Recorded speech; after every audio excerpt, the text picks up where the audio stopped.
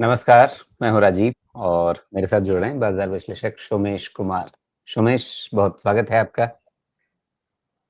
पिछले इस बुधवार को जो हमने बातचीत की थी, आपने बाजार को क्या मंत्र फूँक दिया? आप तो नवंबर में सॉफ्टनेस की बात कर रहे थे, अक्टूबर जाते-जाते ही सॉफ्ट हो गया। मिले तो हम नवंबर में ना, बात करने के बाद। थोड़ा डेटा हेवी था इसलिए ऐसा होना हो सकता था। और देखिए, अगर डेटा बहुत ज़्यादा हेवी हो जाता है ना तो थोड़ा रिस्क रहता है बाजार में, उसी को लेके चल रहा था। ऐसा कुछ दिक्कत वाली बात तो नहीं है, थोड़ी और करेक्शन की ही बात है। थोड़ी जी, बहुत और करेक्शन हो जाए तो फिर से राइज ही देखेंगे, क्योंकि ऑलमोस्ट ऑल टाइम हाई की तरफ पहुंच गए हैं। और नवंबर में हो सकता है कि निफ्टी से बेटर हम मिड कैप या स्मॉल कैप इंडेक्स को देखें, ऐसा पॉसिबल है। अभी तक डेटा ऐसा इंडिकेट नहीं कर रहा है, तो लेकिन रिजल्ट्स इसका मतलब ये है कि जो अभी तक लोगों की शिकायत थी कि इंडेक्स तो ऑल टाइम हाई के पास-पास ही दिख रहा है, लेकिन पोर्टफोलियो हमारा बहुत ठंडा है। तो अभी उल्टा होगा, इंडेक्स शांत पड़ा रहेगा लेकिन लोगों का पोर्टफोलियो सुधरेगा। देखिए, ऐसा ही होता है, ऐसा नहीं है कि ये पहली बार हो रहा है। पहले हमेशा मूवमेंट इंडेक्स देता है, उससे सेंटिमेंट सेट होता है, फिर आपको अलग-अलग उसमें कंट्रीब्यूशन होता है, कभी बैंक का होता है, कभी आईटी का होता है, कभी फार्मा का होता है। फिर जब ये हो जाता है तो फिर आपका मूवमेंट होना शुरू होता है, ब्रॉडर मार्केट जिसमें मिड कैप आते हैं, स्मॉल कैप आते हैं, माइक्रो कैप आते हैं। फिर जब ये हो जाता है, एकदम ऑलमोस्ट पीक होने लगता है, जब कुछ नहीं समझ में आता है कि अब किधर क्या होगा, तब वहाँ पे सेक्टोरल रोटेशन शुरू हो जाता है। तो फिर वहाँ पे जितने कैलेंडर्स हैं वो सब ऊपर होने आने शुरू होते हैं। वो आपका रैली का जो होता है वो क्लाइमैक्स होता है। तो ऐसा ही है, मतलब ये क्या बोलेंगे इसको, ऐसा ही चलता है। तो इससे ज़्यादा तो क्या है, मतलब कुछ है नहीं कि इसमें कोई नई बात ऐसे कुछ हो गई। जी। तो ऐसा ही चलता है, तो फिर ये बताइए कि अब नवंबर में हम निफ्टी को किस तरह से, मतलब कहाँ तक करेक्ट होता हुआ देखेंगे अगर सॉफ्ट होना है इसे कुछ और, अ, या कौन से लेवल्स को छू करके ये धप्पा दे करके वापस चल पड़े कि हाँ, हो गया मेरा काम, इतना ही काम था, इतना ही सॉफ्ट होना था? कल के डेटा पे ऐसा हुआ है कि करेक्शन ट्रिगर तो हो गया है, रनिंग करेक्शन ट्रिगर हो गया है। एक बार जब रनिंग कल, मतलब आज हम सैटरडे मिल रहे हैं तो फ्राइडे जी। ठीक है, दिन ठीक किया है मैंने। तो कल के डेटा से ये हो गया है कि अब बाजार में करेक्शन ट्रिगर हो चुका है। रनिंग करेक्शन ट्रिगर हो जाता है तो बाजार जब अपने आप सपोर्ट ले ले तब उसका वेट करना पड़ता है। सपोर्ट मल्टीपल जगह पे आएगा, वो डिस्कस कर लेंगे। या तो फिर अपना 26,200 के ऊपर हो जाए निफ्टी, या फिर सपोर्ट जो शुरू होगा वो 25,500 के आसपास से शुरू होगा, और 25,300 या 250 तक भी ये एक्सटेंड होगा। ये रेंज में कहीं पे भी निफ्टी सपोर्ट लेनी चाहिए। इसके लिए फिर जाके समझेंगे बैंक निफ्टी का क्या हो सकता है, आईटी इंडेक्स का क्या हो सकता है, तब फिर ये रेंज में कहाँ कैसे सपोर्ट मिल सकता है उसकी एनालिसिस कर पाएंगे। जी, तो ये तो रही बात निफ्टी के सपोर्ट लेवल्स की। क्या कोई ऐसी उम्मीद आपको दिखती है कि नवंबर में ही कहीं पर अपना सपोर्ट बना करके नया एक, कह सकते हैं कि हायर लो बना करके ये फिर से ऊपर चलने की शुरुआत कर सके? अगर मैं ट्रिगर ढूंढना चाहूँ, नवंबर में इंडेक्स का कोई ट्रिगर चलने का तो नहीं होना चाहिए। कोई भी ऐसी इवेंट कुछ है, वैसा तो नहीं लगता है। तो नवंबर में ट्रिगर एक ही चीज़ का होना चाहिए कि मार्केट को अपना सपोर्ट बनाना होगा। जी। और दूसरा ट्रिगर ये होना चाहिए जिसके रिजल्ट आएंगे, तो रिजल्ट लार्जली मिड और स्मॉल कैप और माइक्रो कैप का आएंगे, तो ट्रिगर उधर आएगा। इंडेक्स के लिए कुछ खास ट्रिगर नवंबर में ऊपर जाने का फिलहाल नहीं दिखता है। बहुत नीचे जाने का भी कोई क्या बोलते हैं उसको, कोई रीजन रीजन नहीं है, बिकॉज रिजल्ट्स ठीक ठाक ही हैं, कोई खराबी तो नहीं दिख रही रिजल्ट में अभी तक। जी। लेकिन बीच में, महीने के बीच में बाल दिवस आने वाला है, आप उसको भूल गए। अब बाल दिवस में कोई कौन सा स्टॉक उसमें ढूंढेंगे? बाल दिवस में बाल दिवस मतलब 14 नवंबर। 14 उसका नवंबर क्या? को बिहार के चुनावी नतीजे आएंगे।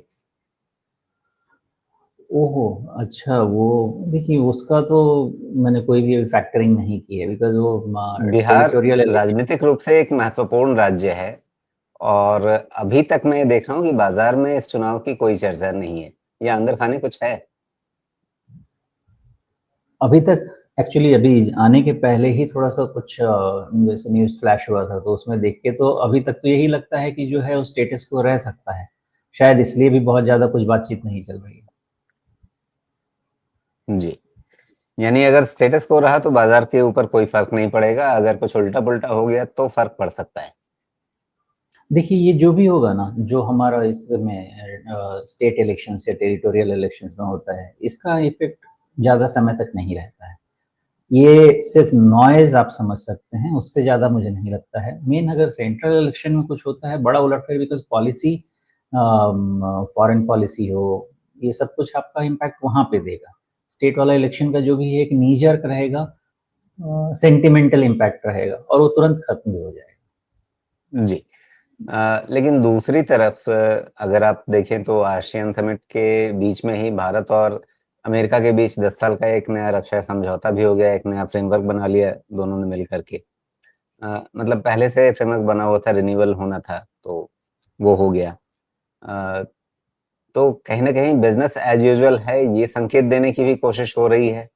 दूसरी तरफ कुछ लोग ये सोच रहे हैं कि शायद ये ट्रेड डील इसलिए रुकी हुई है कि बिहार में चुनाव है, उससे पहले भारत सरकार ही नहीं चाहती कि हम कुछ समझौता करें, और उसमें मीन-मेख निकालने का कोई न कोई मौका तो मिल ही जाता है लोगों को, तो उस तरह का कोई नया मुद्दा शायद नहीं देना चाहते। तो नवंबर में मतलब सेकंड हाफ में जो हम दूसरा पखवाड़ा कहते हैं, उसमें हम ट्रेड डील की बात आगे बढ़ती हुई देखें, वो एक ट्रिगर हो सकता है।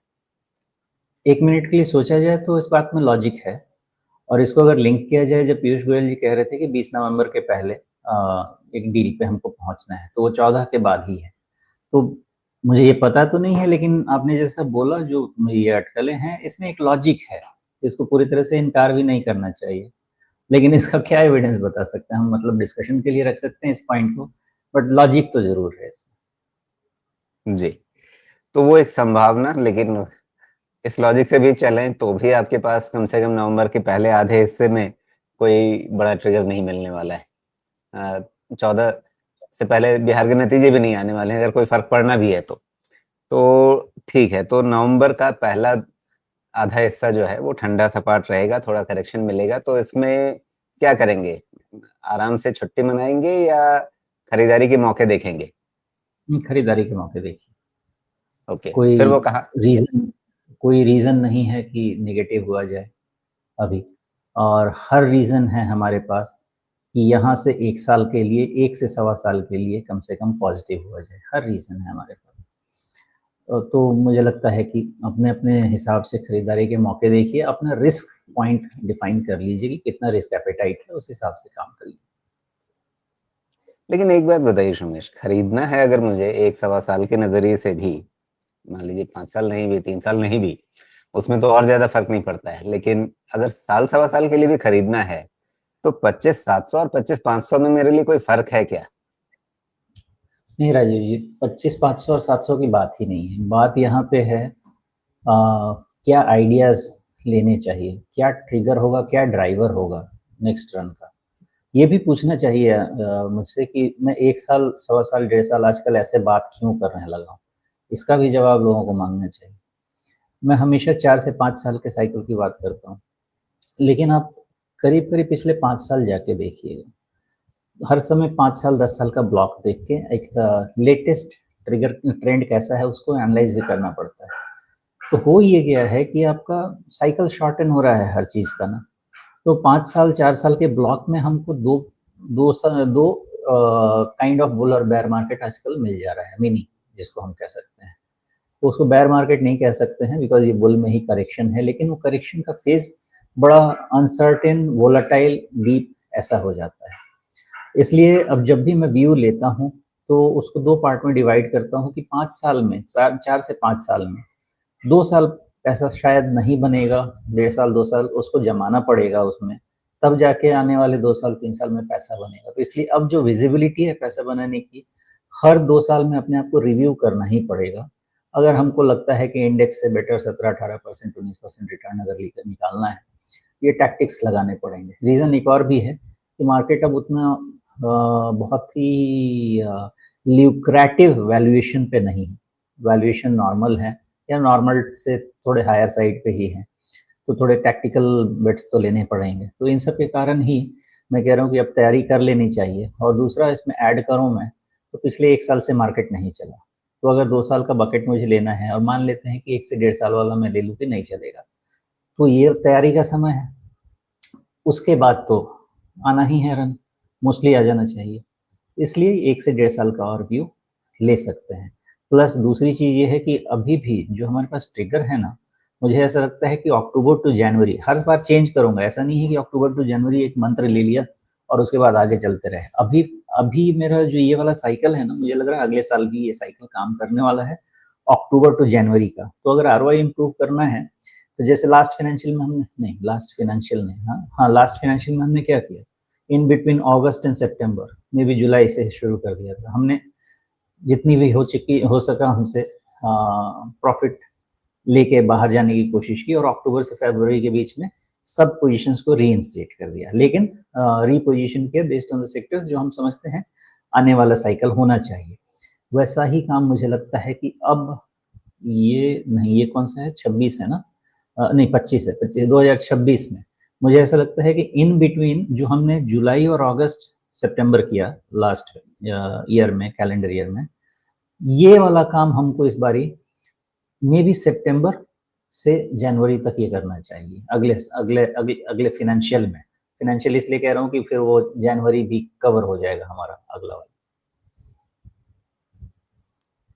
जी, तो अब हम यहाँ पे बढ़ जाते हैं बाकी इंडिसेस की तरफ, मिड कैप, स्मॉल कैप। एक और पॉइंट बताना था, सॉरी। जरूर।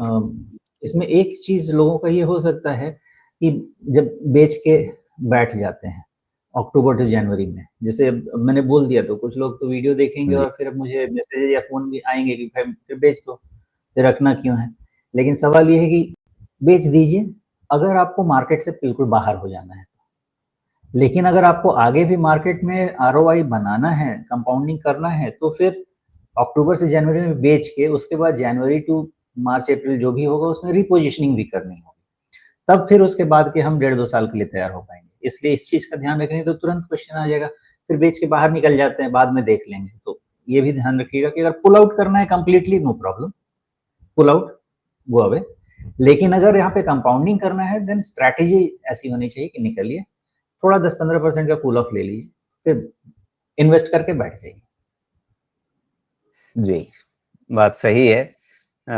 मार्केट को एक बार एग्जिट करने के बाद दोबारा एंट्री करना जो है वो बहुत ही कठिन प्रश्न हो जाता है।